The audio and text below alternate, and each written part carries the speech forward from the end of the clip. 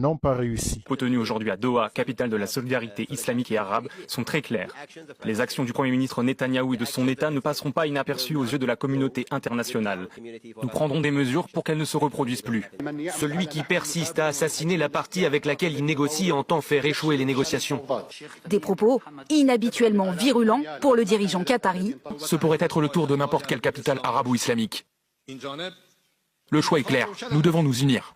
Dans une déclaration commune, ils exhortent tous les États à revoir les relations diplomatiques et économiques avec Israël et à engager des poursuites à son encontre. Une directive, beaucoup de condamnations, mais aucune mesure concrète. Les pays arabes se sont réunis à Doha pour condamner une fois de plus Israël après l'attaque qui a touché le Qatar. Dans la déclaration finale, ils dénoncent les violations de la souveraineté, parlent de catastrophes humanitaires à Gaza et appellent à revoir les relations avec Israël, voire à suspendre les livraisons d'armes. Mais posons-nous la vraie question. Qu'est-ce que cela change pour Israël? La réponse est simple, pas grand-chose. Depuis des décennies, Israël a appris à vivre avec les condamnations, que ce soit à l'ONU, dans la Ligue arabe ou ailleurs. Car ce qui compte, ce ne sont pas les mots, mais des actes. Et là, le monde arabe reste profondément divisé.